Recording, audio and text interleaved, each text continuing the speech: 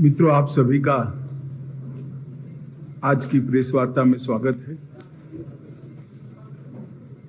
मैं 3 दिन और 3 रात से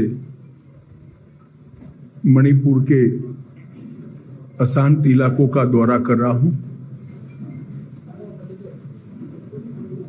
मणिपुर की हाल की स्थिति की जानकारी देने हेतु इस प्रेस वार्ता का आयोजन किया गया है। 29 अप्रैल को मणिपुर हाईकोर्ट ने, मैं कोई झिझक के बगैर कह सकता हूं, एक जल्दबाज फैसले के कारण यहां पर जातीय हिंसा और 2 ग्रुपों के बीच में हिंसा की शुरुआत हुई। विगत 6 वर्षों से, जब से मणिपुर में भारतीय जनता पार्टी की सरकार आई, मणिपुर बंद, ब्लॉकेड, कर्फ्यू और हिंसा से मुक्त हो गया था। नरेंद्र मोदी जी के नेतृत्व में भारतीय जनता पार्टी की मणिपुर सरकार, हमारे मुख्यमंत्री जी के नेतृत्व में इस डबल इंजन की सरकार ने विकास के सारे पैरामीटर्स में अभूतपूर्व सिद्धियां हासिल की। ये 6 साल मणिपुर के इतिहास में विकास और शांति के 6 साल के रूप में जाने जाते हैं। चाहे सेंट्रल इंस्टीट्यूशन लाना हो, चाहे इंफ्रास्ट्रक्चर को मजबूत बनाना हो, बढ़ावा करना हो, इंडस्ट्रियल इन्वेस्टमेंट लाना हो, एजुकेशनल इंस्टीट्यूशन को सुचारू रूप से चलाकर मणिपुर को नॉर्थ ईस्ट के एजुकेशन और स्पोर्ट्स में हब बनाने की बात हो, हर क्षेत्र में शांति के कारण मणिपुर विकास के रास्ते पर चल पड़ा था। विगत लगभग 1 महीने से मणिपुर में हिंसक घटनाएं हुई है।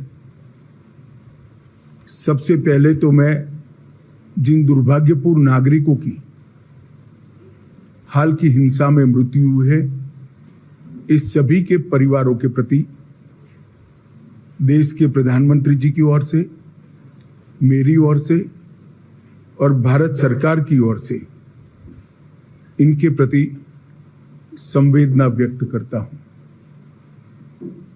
जान किसी की भी गई हो, देश के नागरिक की जान जाती है, तब हम सबको, मुझे, आपको, सभी को दुख होना बहुत स्वाभाविक। ये 2 दिन के दौरान मैंने ढेर सारे इधर और साइड के लोगों से मुलाकात की है। मैंने ये 3 दिनों में अस्थायी कैंपों का दौरा किया है। ये 3 दिनों के अंदर मणिपुर के अलग अलग हिस्सों में, इम्फाल, मोरे, चुराचांदपुर, कोम्पोक्पी, सभी जगह जाकर नागरिकों के प्रतिनिधि मंडल और आहत लोगों से चर्चा करने का प्रयास किया है। राज्य के कैबिनेट मंत्रियों के साथ भी मीटिंग की है। महिला संगठनों के साथ भी दोनों ओर मेरी मीटिंग हुई है। मतई समुदाय के लगभग 22 सीएसओ को मैं मिल चुका हूं। इसी प्रकार से कुकी समुदाय के भी 25 से ज्यादा सीएसओ के साथ मेरी मीटिंग हुई है। बुद्धिजीवी संगठन, प्रोफेसर, रिटायर्ड अफसर, समाज के सभी वर्गों के साथ शांति लाने के उपायों के लिए और शांति की चर्चा के लिए मेरी बातचीत हुई है।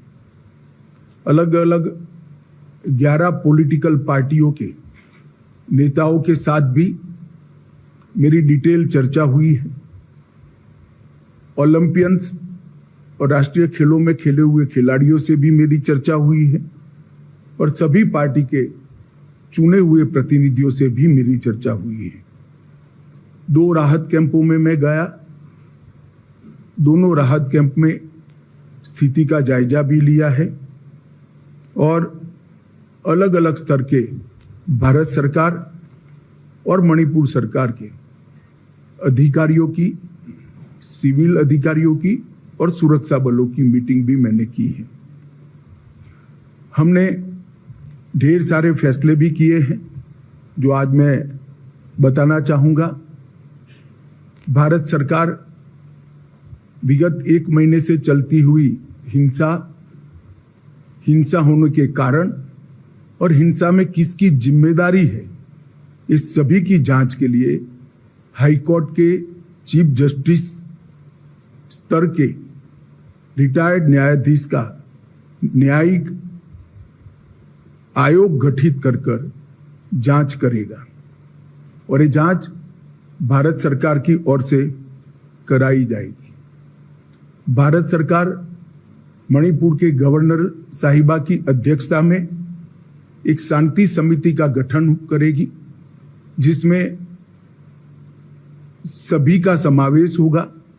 उद्योगपति भी होंगे, खिलाड़ी भी होंगे, राजनीतिक दलों के प्रतिनिधि भी होंगे, चुने हुए प्रतिनिधि भी होंगे और अलग अलग सिविल सोसाइटी ऑर्गेनाइजेशन के प्रतिनिधि भी सभी प्रकार के होंगे। मणिपुर में अभी ढेर सारी एजेंसियां सुरक्षा की दृष्टि से काम कर रही है। उनके बीच में बेहतर समन्वय के लिए एडवाइजर श्री कुलदीप सिंह जी, जो कि रिटायर्ड डीजी सीआरपीएफ हैं, उनकी अध्यक्षता में इंटर एजेंसी यूनिफाइड कमांड की व्यवस्था आज से ही हम रचना में लाएंगे, जो सभी एजेंसियों के बेटर कोऑर्डिनेशन के लिए, पक्षपात विहीन कोऑर्डिनेशन के लिए इनकी अध्यक्षता में काम होगा। जितने भी केस रजिस्टर किए गए हैं इसमें से 5 केस चयनित किए गए हैं और 1 केस इन जनरल कॉन्स्पिरेसी का रजिस्टर्ड कर ये 6 केसों की जांच सीबीआई का विशेष दल करेगा, जो भारत सरकार के तत्वाधान में किया जाएगा। और मैं सभी मणिपुर वासियों को विश्वास दिलाना चाहता हूं, किसी भी पक्षपात और भेदभाव के बगैर हिंसा के मूल तक जाकर आने वाले समय में कभी हिंसा न हो, इस प्रकार की एक न्यूट्रल जांच और दोषियों को दंडित करने की कार्यवाही की जाएगी। एक रिलीफ एंड रिहेबिलिटेशन पैकेज को भी तैयार किया गया है। जितने भी लोगों का जान गया है वो सभी को 5 लाख रुपया मणिपुर सरकार की ओर से और 5 लाख रुपया भारत सरकार की ओर से 10 लाख रुपया दिया जाएगा। ये राशि डीबीटी के माध्यम से उनके परिवारजनों के सीधे बैंक अकाउंट में ट्रांसफर की जाएगी। जो इंजर्ड हुए हैं उन इजाग्रस्तों के लिए, जिनकी प्रॉपर्टी का नुकसान हुआ है, उन लोगों के लिए भी एक रिलीफ एंड रिहेबिलिटेशन पैकेज तय कर लिया गया है, जिसकी डिटेल घोषणा कल भारत सरकार के गृह मंत्रालय से हम करेंगे। मणिपुर की जनता को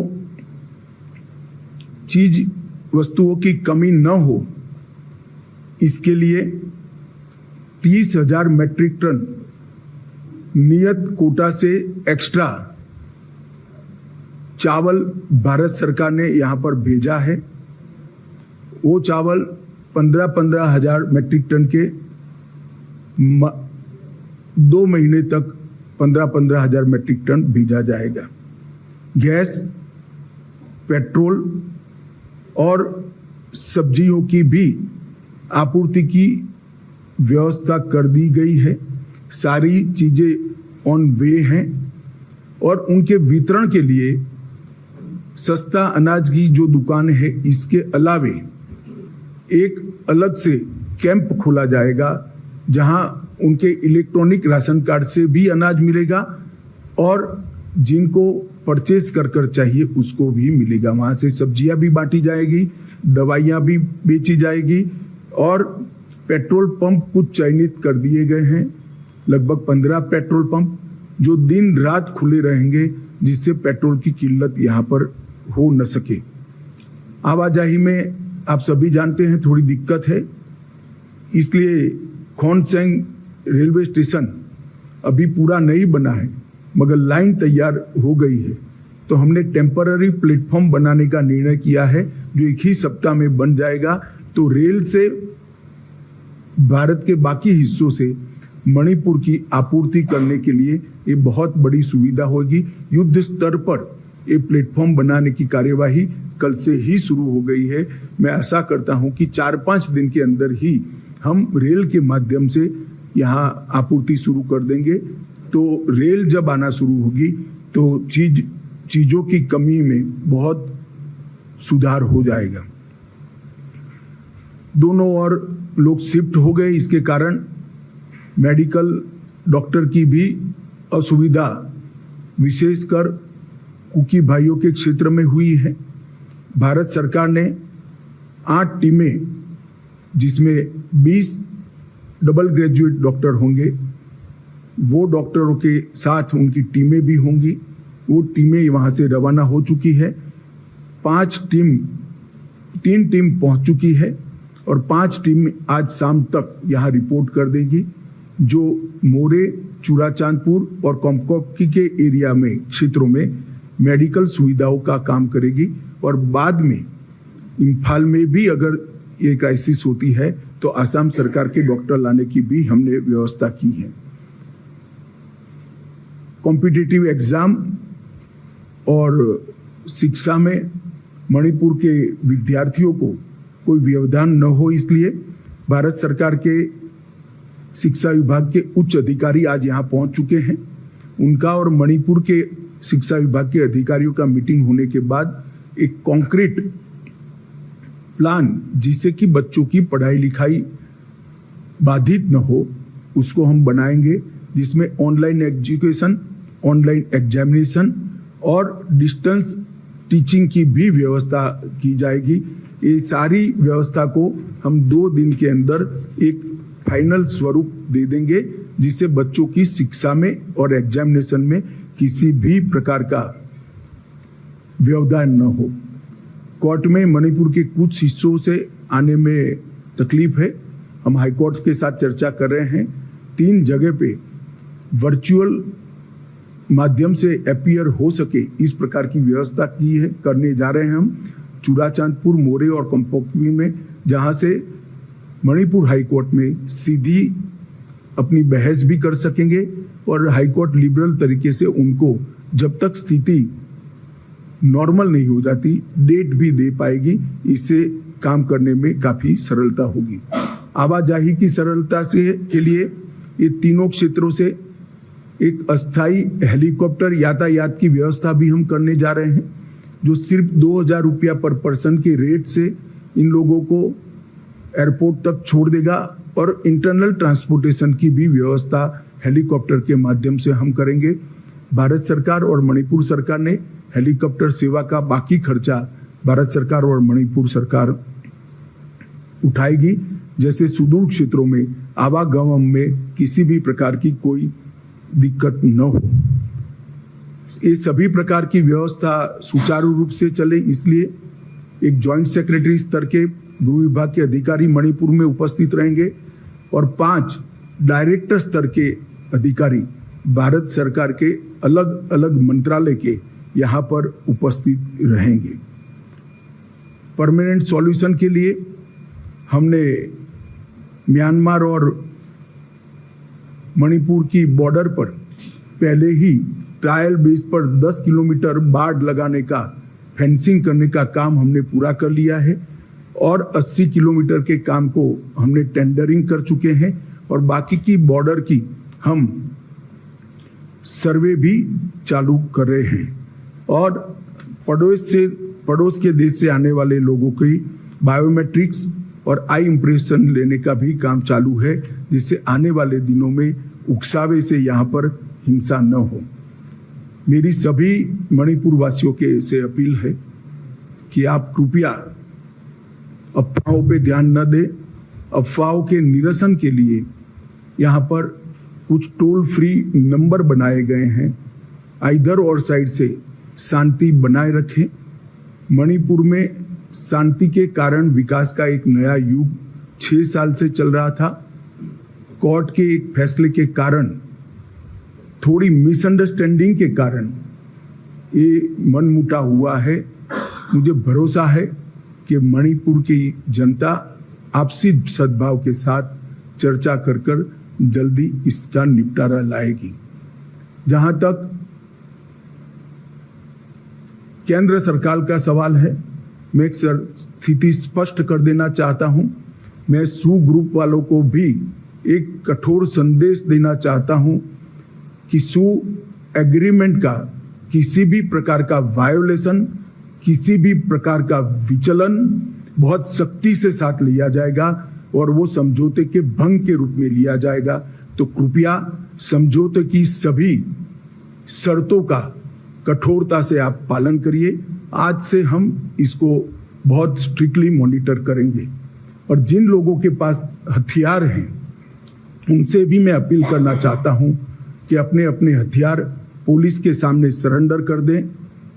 कल से पुलिस कॉम्बिंग ऑपरेशन करेगी और कॉम्बिंग ऑपरेशन करने के बाद जिनके पास से हथियार मिलेंगे उन पर कठोर न्यायिक धाराएं लगाई जाएंगी। तो मेरा सभी से अपील है कि जिनके पास हथियार हैं वो सभी लोग पुलिस के सामने अपने हथियारों को सरेंडर कर दें। मैं सभी सिविल सोसाइटी ऑर्गेनाइजेशन से भी निवेदन करना चाहता हूं कि अफवाहों पर ध्यान न दें। समय शांति बनाने का है, समाज के अंदर सद्भावना बढ़ाने का है और जिस काम के लिए आप लोगों ने ऑर्गेनाइजेशन बनाया है, मैं मानता हूं वो काम यही है। तो आप लोग कृपया दोनों साइड से शांति बनाने का, चर्चा का और सद्भाव बढ़ाने का माहौल बनाए, ऐसी मेरी आप सबसे विनती है। धन्यवाद। एक आराम से करिए, बैठ कर करिए।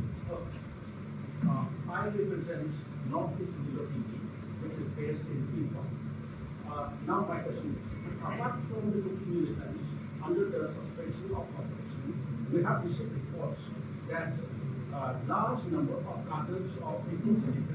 एक मिनट, मैं समझ गया। मैं हिंदी में बोला इसलिए शायद मेरी बात कम्युनिकेट नहीं हो पाई। अब ध्यान से सुनिएगा। सू मिलिटेंट अगर समझौते की किसी भी प्रकार की शर्त का उल्लंघन करते हैं तो अब उन पर कठोर नहीं चाहूंगा, परंतु जो भी सूचना है इसको हम डेल्ट कर रहे हैं और कड़ाई के साथ डेल्ट कर रहे हैं। एक सेकंड मैं बताता हूं, आप बताइए, सबको मौका मिलेगा।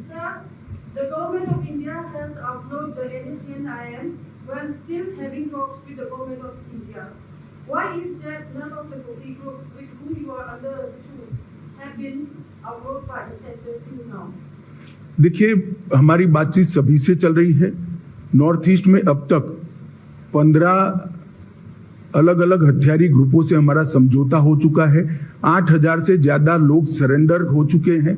नरेंद्र मोदी सरकार बनने के बाद 2014 से लगभग 8000 उग्रवादी हथियार डालकर मेन स्ट्रीम में आए हैं। बाकी लोगों से भी बातचीत चल रही है। ये सभी से बातचीत एक उच्चतम स्तर पर गृह मंत्रालय कर रहा है, मगर जब कॉम्प्लेक्स पोजीशन होती है, 50-50 साल पुराने सवाल मसले होते हैं, इसका निपटारा लाने में समय लगता है। एक सेकंड, सबको कहें।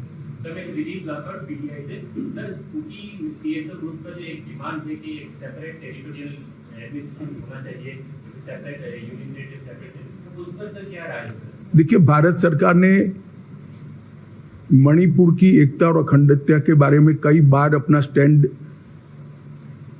घोषित किया है, इसमें हमारा कोई बदलाव नहीं है। मैं अभी कोई ऐसी बात करना नहीं चाहता जिससे शांति में दखल पड़े, और मेरा आपसे भी निवेदन है कि हेडलाइन बनाने में कृपया ऐसे सवाल मत पूछिए जिससे इधर और साइड पर एग्रेशन बढ़े। Sir, what is the peace theory you are having? Since there seems to be a very big division within the state. This is from Malika from CNN. देखिए, वार्ता और संवाद यही रास्ता है मतभेदों को और मिसअंडरस्टैंडिंग को क्लियर करने का। मुझे लगता है एक बार राज्यपाल महोदया की अध्यक्षता में पीस कमेटी घूमकर सबको सुनेगी। मैंने भी सुना है, काफी सारी चीजें आई हैं। मैंने एक दूसरे के साथ कम्युनिकेट भी किया है, एक दूसरे के ग्रीवेंसेस को। वो दोनों ग्रुप भी अभी अपने यहाँ इस पर विचार कर रहे हैं। एक बार वार्ता शुरू होगी तभी मिसअंडरस्टैंडिंग क्लियर होगी। एक सेकंड, सबको मैं बताऊंगा भाई।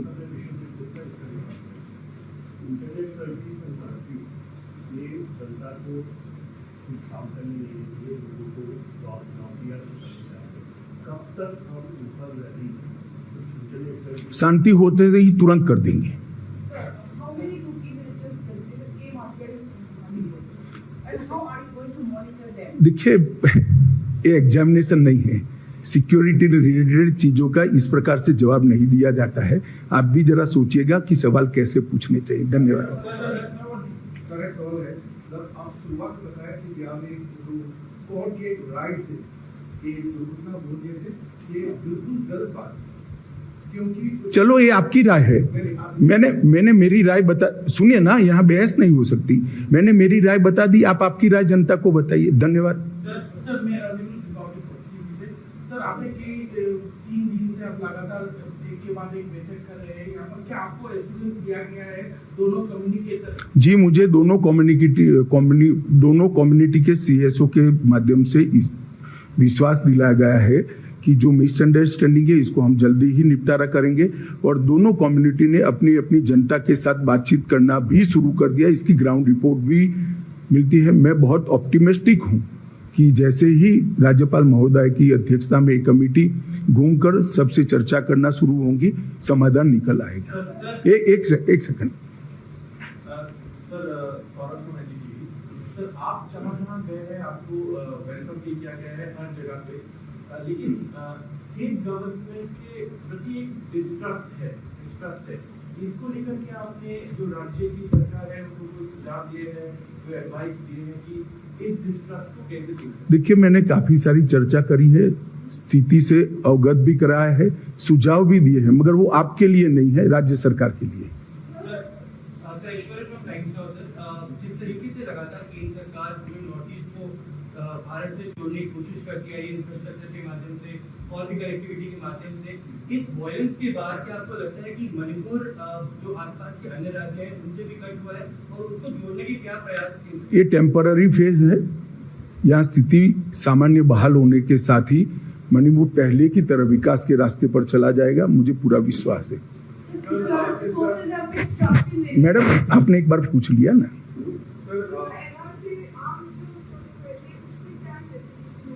इन्वेस्टिगेशन हो रहा है, मगर मैंने पहले अपील करना चाहता था, मैंने आज अपील कर लिया है। जिनके पास भी आर्म्स है वो सरेंडर कर दे। बाद में कॉम्बिंग भी होगा और कठोर कार्यवाही भी होगी। हमारे पास सूचनाएं भी हैं। एक सेकंड। सर, क्योंकि मणिपुर एक बॉर्डरिंग स्टेट है और आपने कहा बॉर्डर पर फेंसिंग की बात भी चल रही है और स्ट्रिक्ट विजिलेंस वहाँ पे होगा। अब बाकी जो राज्य हैं बॉर्डरिंग स्टेट मणिपुर के, उन पे किस तरह का असर पड़ सकता है? मणिपुर में किस तरह का वायलेंस? पहले मेरी बात पूरी आप सुन लीजिए। 10 किलोमीटर बॉर्डर फेंसिंग हमने ट्रायल बेस पर किया है और इसके आधार पर 80 किलोमीटर और कर रहे हैं। बाकी का सर्वे चल रहा है। और जहां तक बाकी स्टेटों का सवाल है, जहां जहां प्रॉब्लम होंगे भारत सरकार जरूर सोचेगी रिपोर्ट के आधार पर।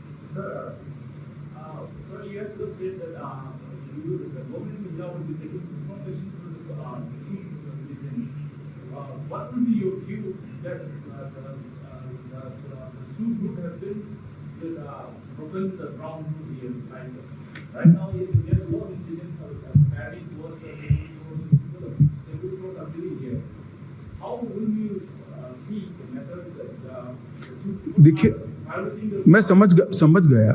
हमारे पास जो सूचनाएं है इसके आधार पर मैंने उनको अपील की है कि वायोलेशन न करें।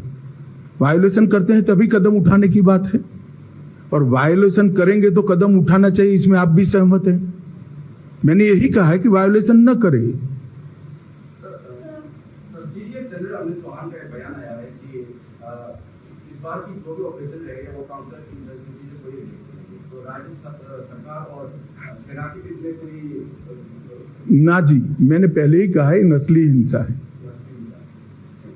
सर मेरा एक सवाल है सर आपने बहुत सबसे पहले फोकस जो है जिस चीज से घर तबाह हो गई सर काम का दोनों समुदाय की कुछ ऐसे भी है सर कि वो फिर से वापस जाना नहीं चाहते सर, उसके लिए आप क्या करोगे? हम उनसे चर्चा करेंगे। स्थिति सामान्य होने के बाद उनकी यही मंशा रही तो फिर उसके लिए भी सोचा जाएगा। मुझे विश्वास है कि स्थिति सामान्य होने के बाद, एक दूसरे पर विश्वास होने के बाद पूर्ववत स्थिति हो जाएगी।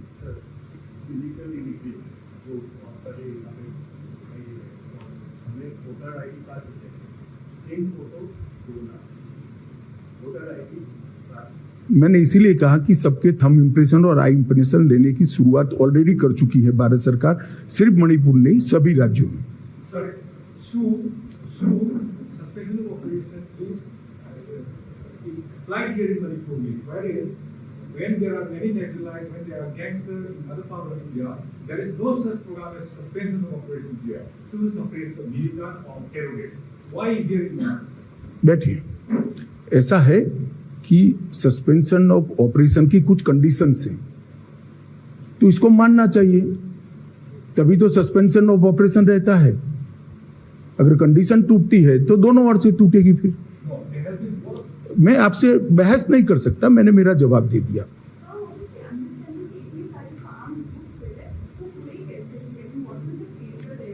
काफी कुछ मात्रा में आर्म्स आ गए हैं, और जब मॉब आता है तब उस पर डायरेक्ट फायरिंग करना एक झिझक होती है।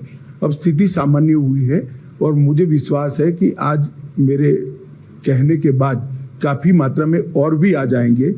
नहीं आएंगे उसको हम कठोरता के साथ कॉम्बिंग कर ढूंढेंगे। सर ये जो आर्म्स जो यूज हुए हैं दोनों तरफ से, ये सर दूर से निकला है या पुलिस से सर अक्रॉस द बॉर्डर भी सप्लाई हुआ है? देखिए, आप प्रेस कॉन्फ्रेंस में इस तरह की सूचनाएं मुझसे अपेक्षा नहीं कर सकते हैं भैया। इसके लिए आपको एग्जाम देना पड़ेगा, सिक्योरिटी फोर्स में आना पड़ेगा, या तो एजेंसी में आना पड़ेगा। चले, मुझे लगता है अब रिपीटेशन हो रहा है। मैं अंत में आप लोगों को भी अपील करना चाहता हूं कि आप भी शांति हो इस दिशा में आपका रिपोर्टिंग भी कीजिए, आप सभी अपील भी कीजिए, और सभी समुदायों को शांति बनाने में आपका सहयोग भी दीजिए। बहुत बहुत धन्यवाद।